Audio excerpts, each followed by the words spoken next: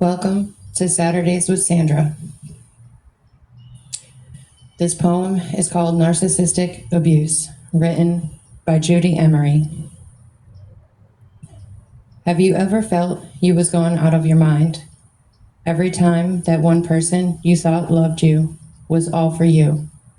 But then when he opens his mouth, all you hear is the haste and lies to twist on your mind.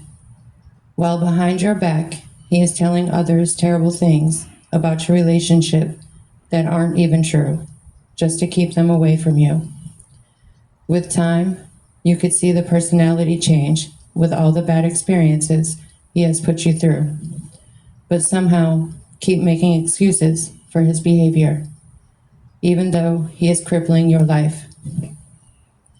You can feel the cuts he is putting on your heart. Each word of his abuse takes you in a state of darkness, where you start to feel this longing to be set free of this lifetime agony of mental abuse. Oh, how the cluster of words of hate gives the sharpest of pains that bring on the rain. The symptoms of your trueness of loneliness started when you thought you found true love.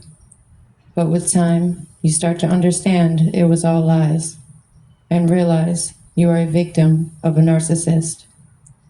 His love was never love. He just wanted to control every part of your life, blindsided you from what is right, taken over your mind to hold you captive in his own nightmare of emotional abuse of manipulation. But he puts on an act of the nice guy who truly loves you around others, trying to hide himself of what he really is behind closed doors.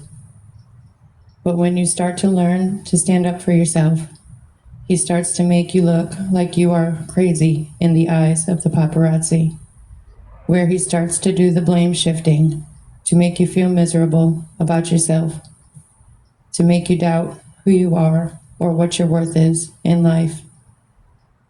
He mislabels your kindness for weakness. He is a master of a narcissistic abuser, but disguised himself of a nice guy with charm. But all he really is a true emotional manipulator. I write about my abuser all the time. I call him Dark Angel. There are 4 Ds of narcissism: deny, dismiss, devalue, and divorce. Denial of their wrongdoings, dismissal of your feelings, thoughts, or needs. Devalue you as a person, making you feel as if you need them and are unable to do things on your own. Divorce them to save you, your worth, your mind, body, and soul. There are definitely quite a few traits that characterize a narcissist. Now, one or two of these traits doesn't necessarily mean you're dealing with a narcissist. They say a person must have 5 or more of these traits to be considered narcissistic. Also, they must portray these traits quite frequently. Sense of entitlement. Everyone owes them something. They're owed an apology for the way they treated you. They will refuse to do something for another because they think they're owed something first. Act of superiority. They are better than those, mostly to hide the insecure feeling. They can do something much better than anyone else. Also, they must feel needed for everything. Jealousy or being envious. They feel as if everyone is jealous of them, and they are jealous of everyone else. Lack of empathy. They are unable to understand how you feel, nor do they want to hear about how you feel. They shut you down every time you try to talk about your feelings. Manipulative. They turn situations around to make themselves out to be the good guy, especially to others. They will always talk of what you did and fail to speak of their own actions.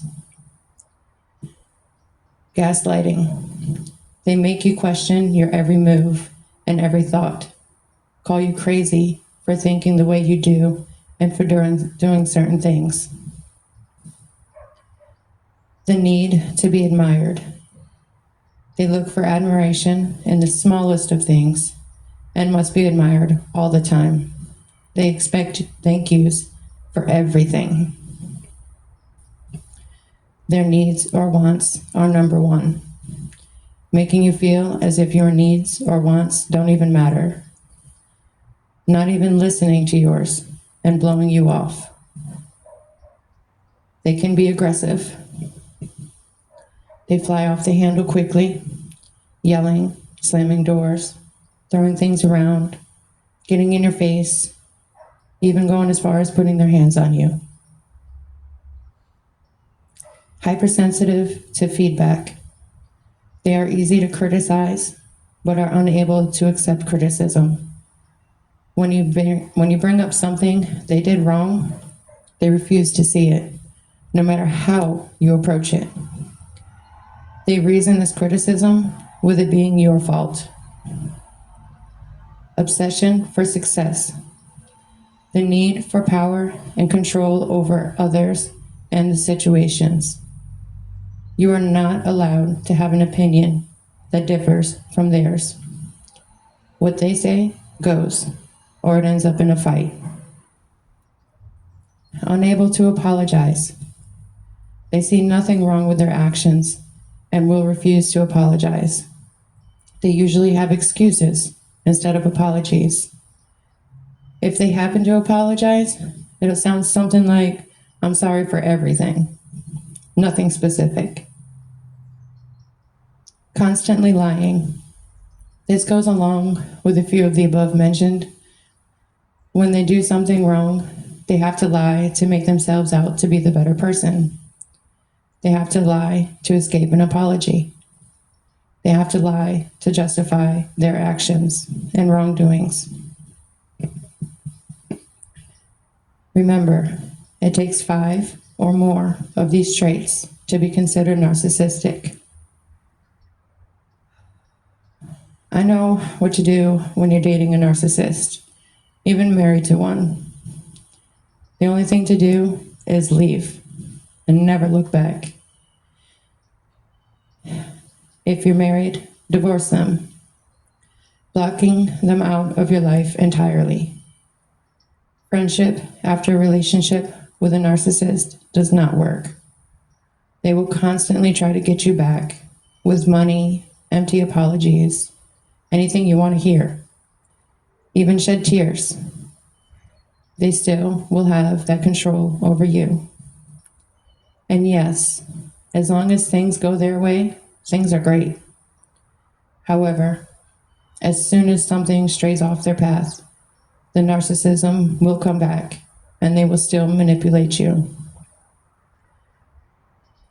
Once you leave for good, you will begin the healing process so you can relearn who you are and what your true worth is. You will reconnect with those amazing people you've been isolated from. Things will get better, especially with the support you had forgotten that you had.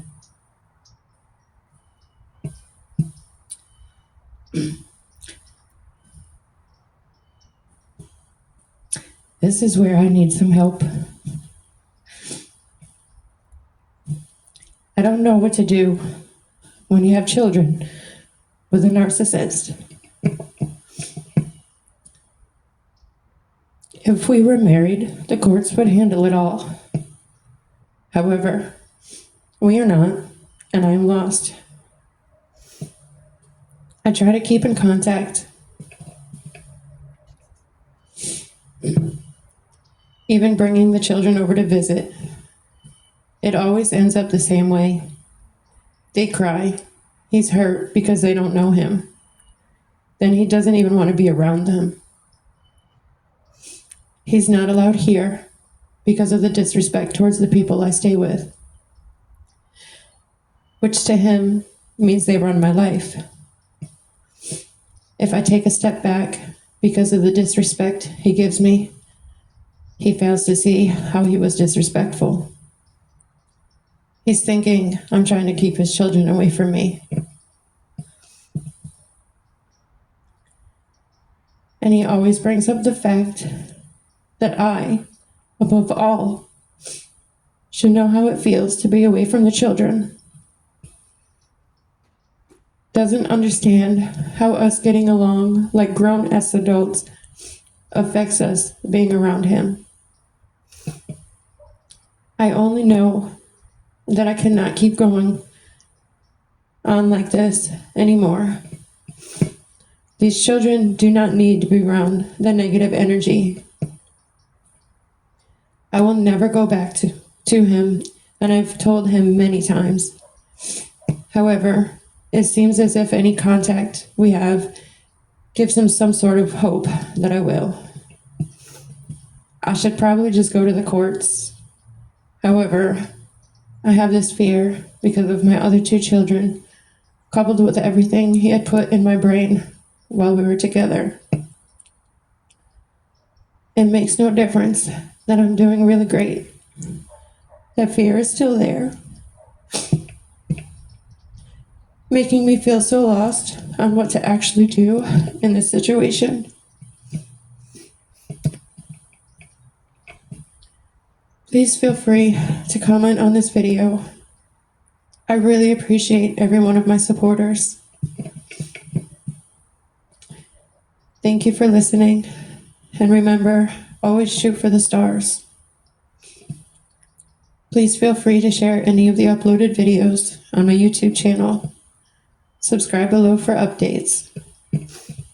Sr.Jurassic. Thank you.